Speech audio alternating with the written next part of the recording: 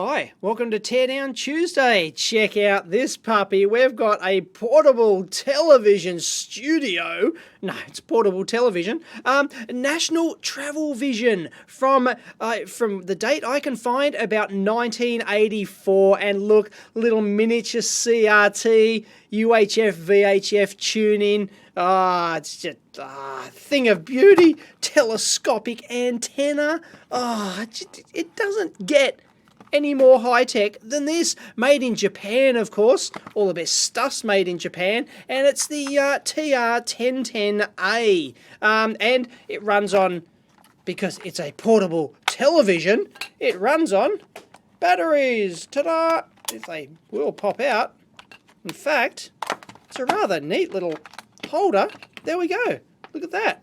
4 AA's. Really quite neat. Anyway, this one comes courtesy of Tim, who visited the lab from the Perth hackerspace called the Perth Artifactory. And here's a photo of Tim rocking a killer mustache. Awesome work there, Tim. And he kindly donated this for Teardown. So we love retro stuff here on the EEVblog, and I've done like a Sinclair portable television before, so I have to link that one in. That was really interesting in that it used a right angle CRT, so it had some interesting construction technology in its CRT, whereas this one is just going to be, one of, well, maybe it's this long or something like that. It's just like regular CRT type of construction, except it's miniature.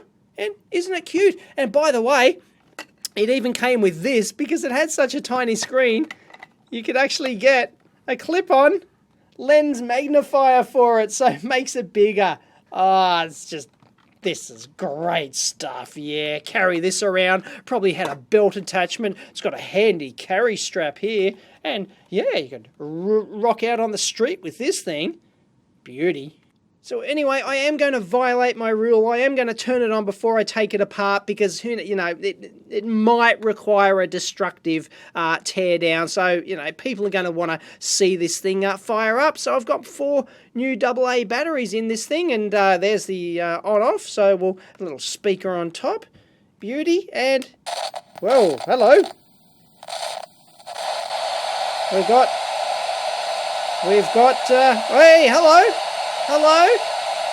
Check out that, so I'll turn that down, so we've got volume. Geez, that's really annoying. Anyway, look, the vertical has collapsed on this puppy, and the horizontal's a bit off, like in terms of alignment that way, because it's starting from here, but it's like the vertical has totally collapsed. So, but I can't see any change in information on there. We've got a very nice, sharp line on there, but anyway, I would have expected, some noise or something like that, but that's just do I see a change there? No, maybe not. Anyway, that's really interesting. Oh, whoa. Oh, what on earth? What? Wow. Picking up some birdies. Are we getting, big Russian transmitter? I don't know. That's a little in-joke for those who know they're for the ham radio guys. So yeah, unfortunately we'll put that down as non-functional, repair required. Oh no, here we go. Look, vertical hold, horizontal hold, and height. There we go. Maybe we can get in there and give that a little trim perhaps. No, unfortunately I adjusted all those and they do diddly squat. We've got the brightness and contrast. Brightness actually works. Geez, these are really hard to turn. You got to push your finger against it, and that's actually a really nice sharp CRT and super bright. I really like that. It's a shame it doesn't work. I'd love to have been able to see the picture. This is not going to be a repair though, so yeah, this is just a teardown. Check it out, we've even got a little adjustment for the RF AGC, the automatic gain control in there. So this would be a rockin' a big super heterodyne receiver. Manufactured by Matsushita Electric Industrial Co. Made in Japan. Fantastic. So I'm actually rather surprised that it was, there's a date of 1984 on this thing. Well, that was on a website I found, like a radio museum type website. Anyway, let's crack it open. It's in really good condition.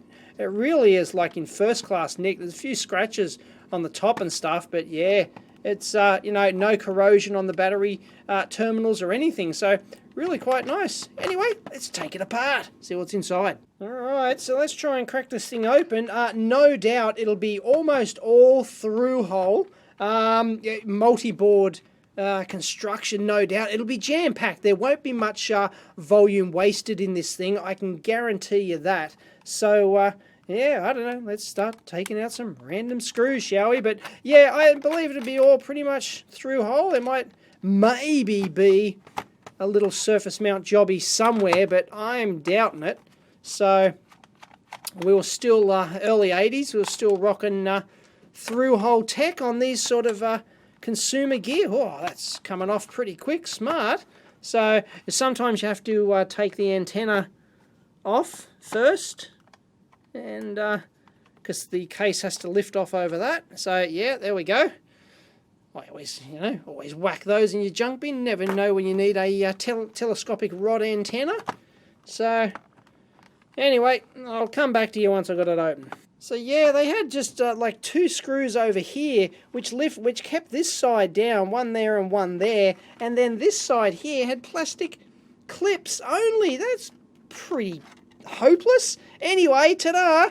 We're in like Flynn, as I said, not much spare space there, and yep, through hole. Check out the CRT. Oh, you miniature CRT fanboys. Oh, there you go, there's the money shot. Isn't it cute? We got our little yoke around there. Fantastic, and you know, they probably would have gone, there's, you know, probably a fair bit of engineering that goes into that miniature CRT to get, you know, the convergence right and everything else. And by the way, no, it's not colour. It's, you know, none of this newfangled colour rubbish. It's only going to be a black and white / mono CRT, but there you go.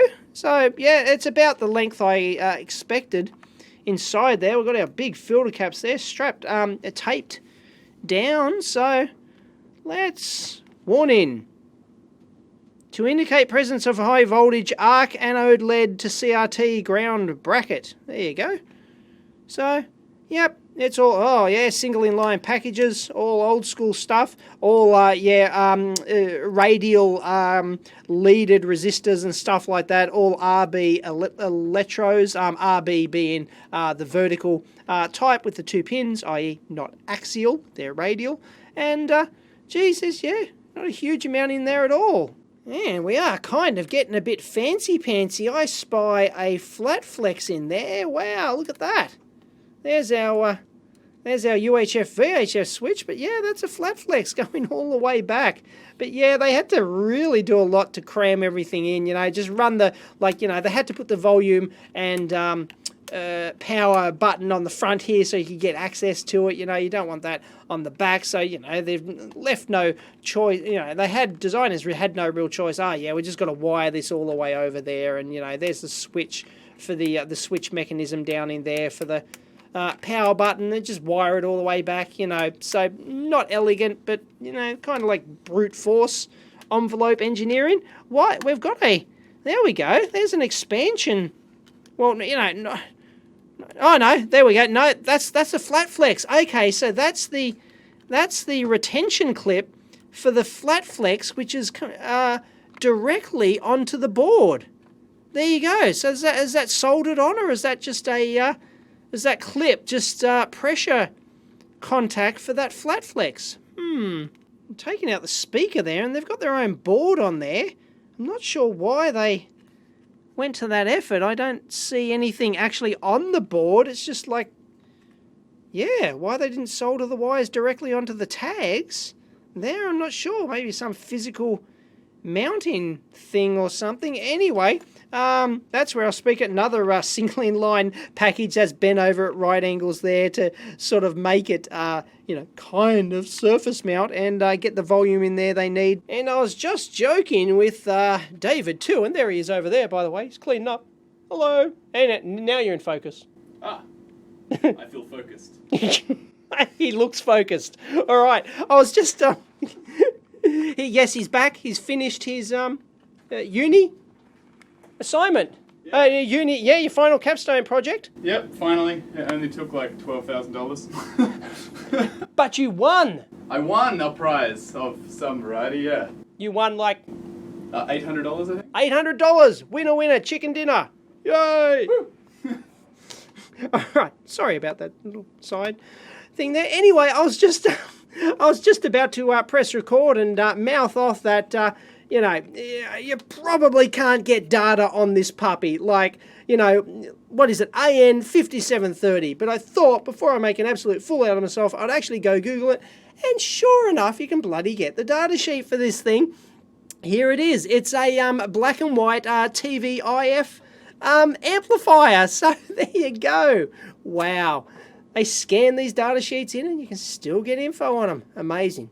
So that's the sound IF detector there. So no surprises for actually finding that, you know, physically located near the speaker, although I don't know the speaker goes all the way over to the volume control here, but, you know, like it's, yeah, it probably, you know, eventually, you know, the sound out comes into the sound IF detector here, and then is there an amp under there? I don't know. Or does this one contain an amp? Haven't looked at the data sheet in details, but then that probably goes out to the volume control here, which then drives your speaker.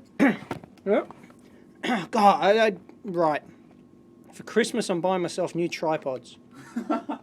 Just, like, hopeless. In the middle shot, these fall over. Unbelievable.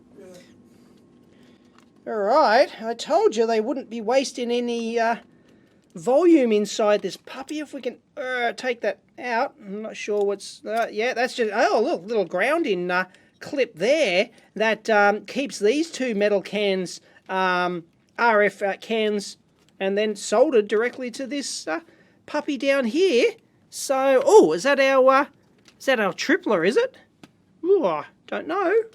It looks high voltage. Anyway, there's our RF front end by the looks of it. We've got two receiver cans here and a whole bunch of other you know, specific purpose ICs, and there's that flat flex joining those two boards together. So actually, this is really fascinating. This flat flex for these two boards, check it out. I might be able to show it to you better soon, but look, they've got it. They actually you know, they made it as a flat flex and then glued it on the back of that board, which is not, you know, modern FR4 material. Who knows, you know, what grade material that is. A bit of a misnomer, the FR4 thing. Anyway, so yeah, I don't know if that's, you know, what type of fiberglass it is. Anyway, they've glued that on there and they've got that flat flex coming out there joining that board onto that board. That is rather nice. I'm actually really quite surprised to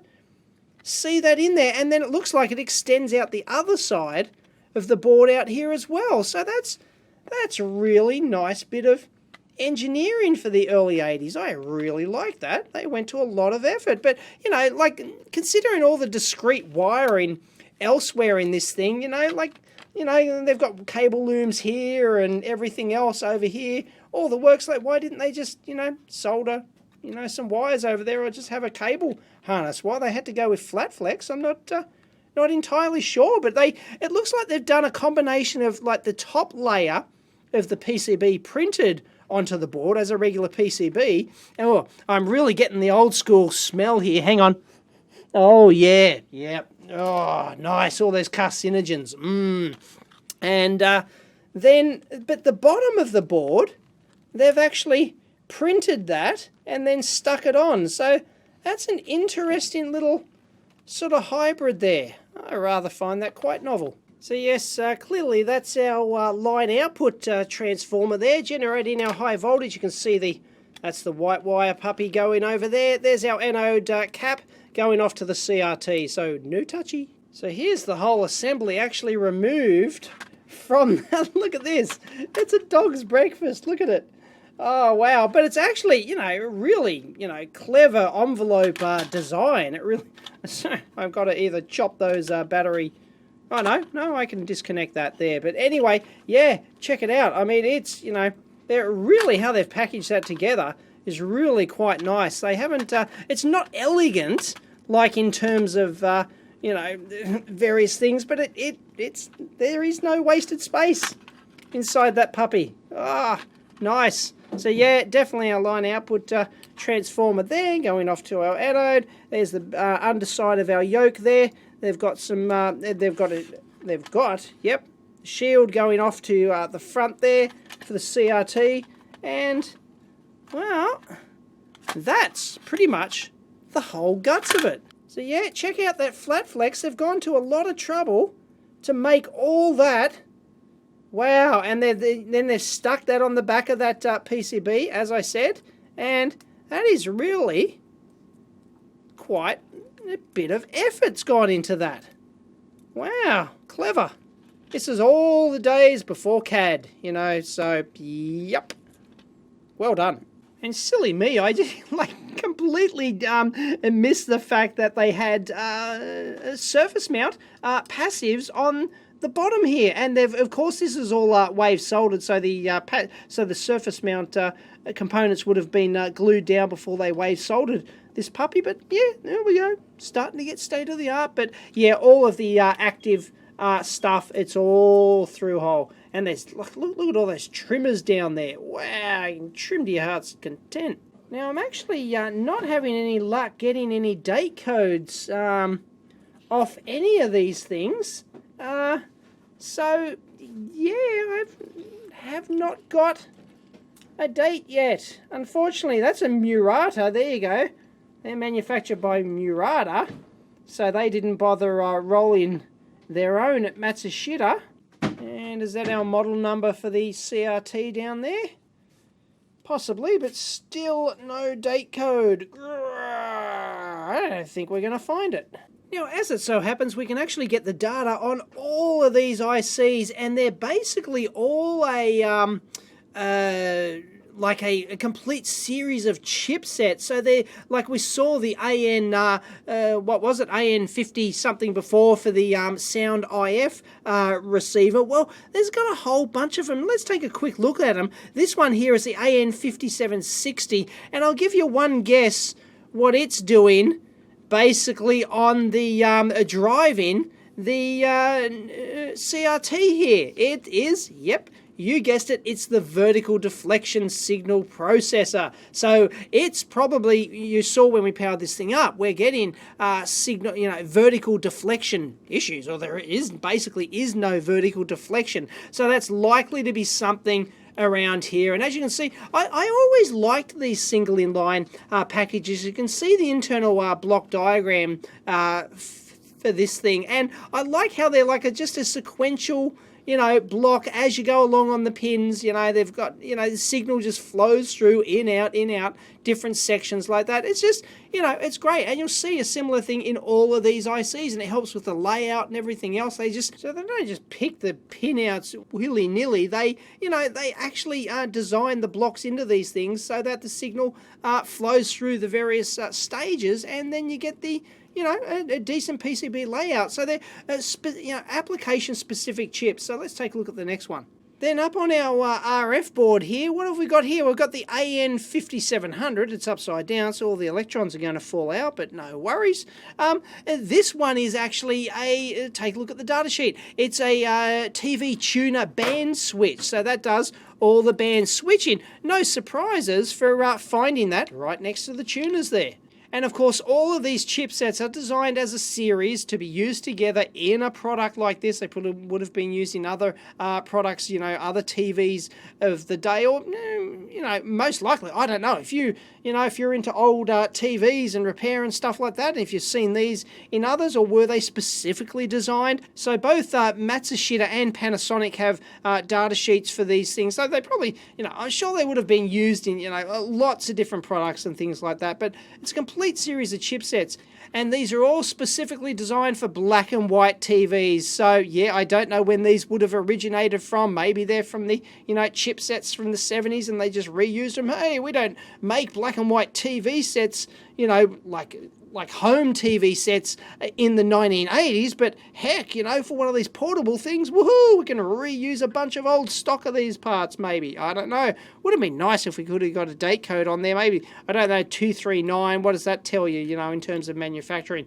stuff like that. Anyway, these chipsets specifically designed for black and white TVs. Color TVs, yeah, a fair bit more complex than black and white. But anyway, this one's the AN5720. It's also in that 5700 series. This is the video detector and the IF automatic gain amplifier. So the IF is the intermediate frequency. So it's got the detector, the intermediate frequency amplifier, and the automatic gain control. And next cab off the rank, 5700 series again, this is the AN5710, and this one's not quite the same as the other one. It's a video IF amplifier and RF AGC. So, you know, it's, yeah, no surprises for finding that around the tuner as well, and then they've got an inductor to tweak some stuff in there as well. So no surprises. I don't think we're going to get any data on these Murata tuners in here. So I don't know if anyone's got any data. Yeah, let us know. And that puppy in there is not part of the AN5700 series. It's something else. I won't even bother looking that up. You can tell exactly what that is. Look, it's an audio amp. No worries. Little audio power amp to drive the speaker and the headphone output here. And we almost forgot that little puppy under there. And I'll give you one guess what that is if this is the vertical deflection chip. What is it? Of course, the horizontal deflection processor under there. So there you go. We got the data sheet for that one too. Oh, we complete the set.